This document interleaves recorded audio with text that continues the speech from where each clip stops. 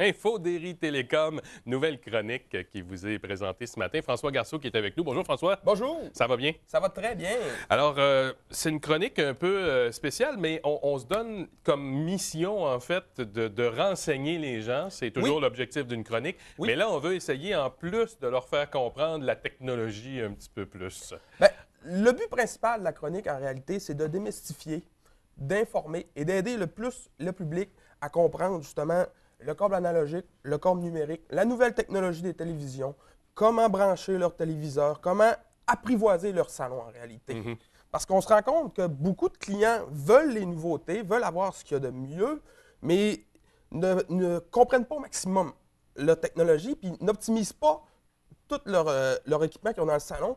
Fait qu'ils peuvent avoir beaucoup mieux avec ce qu'ils ont en réalité. Et ils peuvent aussi, premièrement, gagner, comment je pourrais dire, la facilité d'utilisation, un meilleur rendement énergétique et aussi beaucoup moins de problèmes par rapport aux différentes technologies. Donc, on va essayer de voir tout ça dans les prochaines chroniques. Oui. Mais là, ce matin, tu voulais nous parler un petit peu de la différence parce que souvent, les gens confondent. On s'achète une grosse télé 60 pouces HD, numérique, avec le son Dolby et tout le kit. Et puis là, ben, on se met une antenne là-dessus ou on se branche ça sur le câble analogique. Donc, peut-être faire la différence entre les différents signaux, parce qu'en fait, c'est ça un peu la différence. Qu'est-ce qui rentre dans notre maison? Qu'est-ce qui passe par le fil, en fait, qu'on reçoit à la maison? Il y a différents types de signaux, là. En réalité, il y en a deux primaires. C'est-à-dire qu'il y a le signal analogique et il y a le signal numérique. Dans le signal analogique, ce qu'il faut comprendre, c'est que c'est un signal qui est pu. C'est-à-dire que l'information est transférée par un courant électrique. Le courant électrique, lui, il est terriblement sensible. C'est-à-dire que la moindre interférence va lui causer une modification de l'image. Souvent, elle va être négative. Oui, puis c'est rare que ça s'améliore, c'est sûr. Par contre, la sensibilité du courant du signal électrique va aussi se refléter par la qualité des équipements. C'est-à-dire qu'un client branché en analogique, qui va avoir des équipements avec des fils en or, comme je pourrais dire, exactement, va avoir un meilleur rendement avec ses équipements. Alors, l'analogique est sensible. Donc, il faut mettre toutes les chances de notre côté. Si on reste en analogique, il faut au moins avoir le bon câblage, être bien branché, éviter là, les multiples jonctions ou les petits machins qui divisent le fil là, et tout ça. Là, ça, c'est vraiment pas bon pour le signal. On peut le faire, mais il faut le faire d'une manière responsable. C'est-à-dire que si on fait en plusieurs cascades, on sépare notre signal, on l'amoindrit et on se retrouve avec souvent de la neige à l'écran. Oui, c'est ça. Ou des ombres, ou des différentes choses. Là. Normalement, le résultat à l'écran va dépendre justement de l'interférence. Donc, une interférence qui va être moindre va amener peut-être un petit peu de neige, un petit peu de grain. Une très grosse interférence va amener une tempête de neige complète. Donc, les gens qui ont une tempête de neige dans leur écran tous les matins, c'est peut-être à cause de ça. Oui. Vous êtes encore en analogique, ça c'est important. Et peut-être que vous avez fait des petits branchements là, un peu louches dans votre affaire.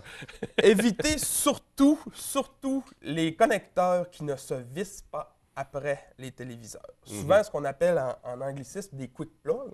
C'est-à-dire donc, les fils qu'on fait juste rentrer comme ça là, dans ça, c'est la plus grosse perte d'interférence. On perd de la qualité beaucoup là, à ce niveau-là. Okay. Alors, donc, ça, c'est notre signal analogique. Oui, mais l'analogique, là, présentement, il y en existe deux sortes. Il existe l'analogique par câble, qui est fourni par le câbleau-distributeur, par l'occurrence Newberry Telecom. Et il y a aussi l'analogique qu'on appelle hertzienne ou par oreille de lapin.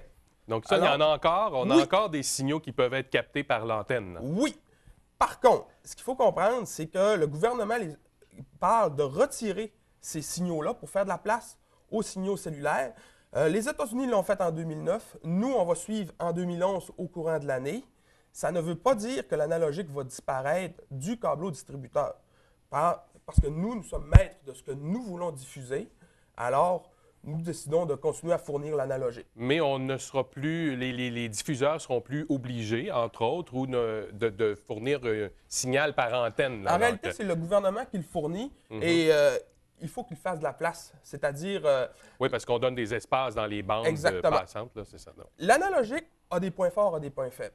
C'est-à-dire qu'il est très facile d'utilisation. On a seulement besoin du téléviseur, on change les postes, le téléviseur contrôle tout. On veut mettre les sous-titres, c'est le téléviseur qui le fait. On veut mettre une nouvelle piste audio, le téléviseur le fait aussi. Donc, on n'a pas besoin d'aucun autre appareil lorsqu'on est en analogique. C'est très facile. Par contre, l'analogique, pour nous, il est pesant. C'est-à-dire que pour l'équivalent d'un poste analogique, lorsqu'on en retire un de notre grille horaire, on peut gagner à peu près 3 postes HD à aller jusqu'à 12 à 20 postes numériques standards. Donc, il prend beaucoup de place dans votre câble, dans votre tuyau, finalement. Exactement, parce qu'il n'est pas compressé. C'est un signal qui est pur, alors il prend beaucoup de place dans notre bande passante. Il y a 1 an et demi, on a retiré plusieurs postes anglophones.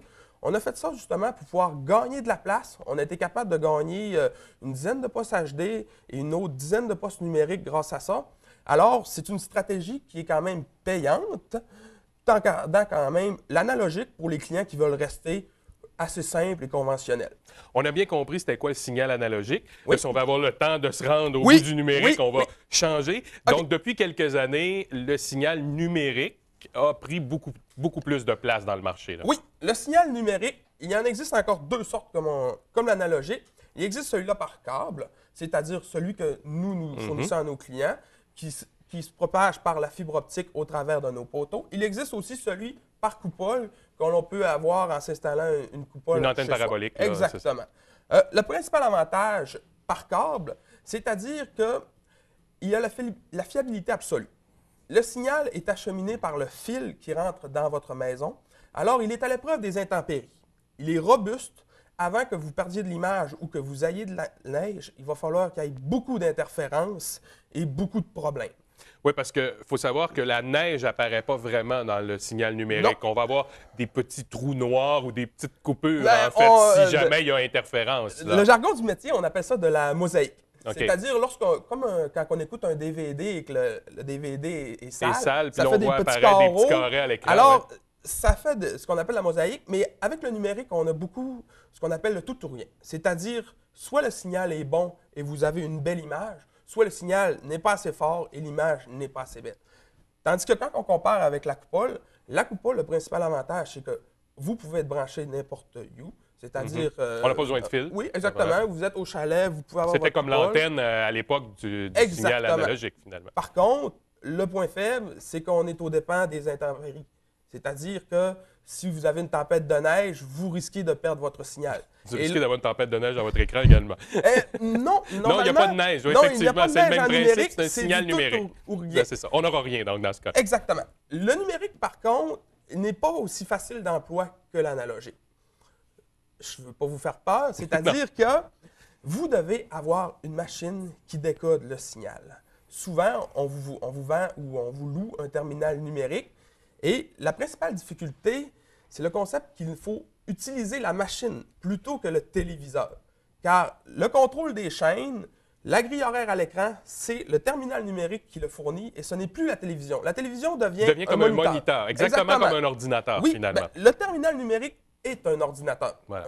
Le terminal numérique, il permet d'ailleurs d'atteindre les qualités HD, d'avoir les sons Dolby 5.1, ce que l'analogique ne peut pas, qui va au maximum du stéréo et il va au maximum, s'approche à ce qu'on pourrait appeler du 480i pour les plus fins connaisseurs.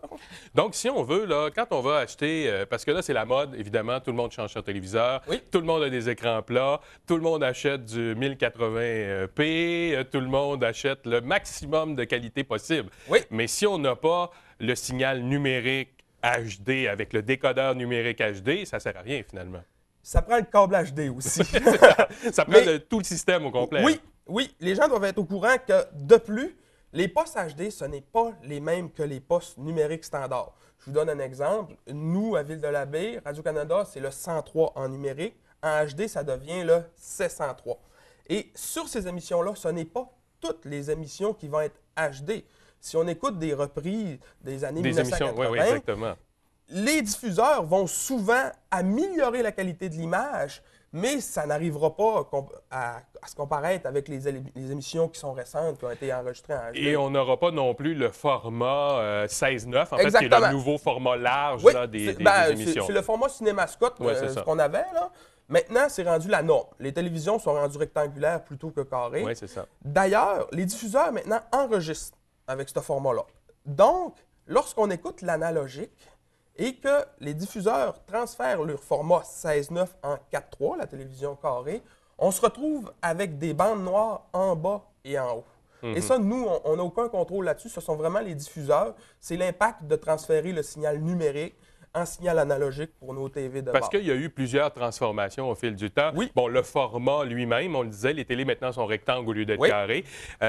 On a eu le numérique d'abord, maintenant c'est le HD numérique. Oui. Et puis là, donc, ça a beaucoup évolué au cours des dernières années. D'ailleurs, en plus, maintenant, on est rendu avec l'enregistreur numérique qui permet de peser sur pause en direct sur Moi, avec ça, les là, télévisions. j'ai acheté ce système-là il y a quelques mois à peine et j'en suis tombé littéralement amoureux. On est dépendant. Ah, ça n'a aucun sens. Au départ, bon, j'ai eu des enregistreurs DVD, bon, j'ai tout essayé, là, ça ne fonctionnait pas, c'était tout croche, l'enregistrement partait pas, les DVD n'étaient pas reconnus. On a un paquet de problèmes avec les autres systèmes.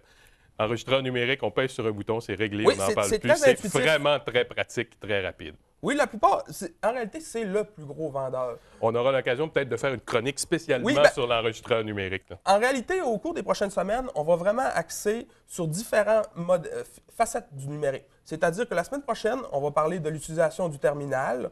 Après ça, on va parler des différents types de câbles, parce qu'il y a plusieurs choses à savoir selon le câble que vous branchez entre votre terminal et le téléviseur.